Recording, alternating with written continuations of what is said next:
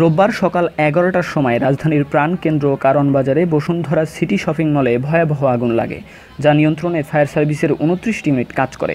তবে কোনো হতাহত বা নিহতের ঘটনা ঘটেনি। ফায়ার সার্ভিসের পক্ষ থেকে জানানো হয়েছে, ৬ তলার একটি জুতার দোকান থেকে আগুনের সূত্রপাত হয়। সেখান থেকে আটকে পড়া ১৯ জনকে সুস্থ অবস্থায় উদ্ধার করা হয়েছে। ফায়ার সার্ভিসের মহাপরিচালক ব্রিগেডিয়ার জেনারেল আলী আহমেদ জানান, রাত ৮:৩০টার সময় আগুন নিয়ন্ত্রণে আনা হয়েছে, তবে পুরোপুরি আগুন নেভাতে এখনও কিছুটা সময়ের প্রয়োজন। এ ঘটনা তদন্তে ফায়ার সার্ভিসের উপপরিচালক অজিত রায় ভৌমিককে প্রধান করে ৫ সদস্যের একটি তদন্ত কমিটি গঠন করা হয়েছে। তবে আনুষ্ঠানিকভাবে নিয়ন্ত্রণের কথা জানালেও রাত ১০:৩০টার দিকে আবারও আগুনের তীব্রতা বেড়ে যাওয়ার খবর পাওয়া যায়, কিন্তু এ বিষয়ে কর্তৃপক্ষের কোনো মন্তব্য পাওয়া যায়নি।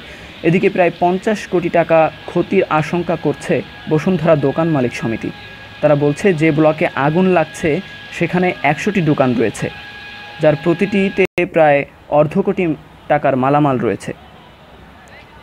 এর আগে ২০০৯ সালে একই ভবনে ভয়াবহ আগুনে ৭ জন নিহত হয়েছিল।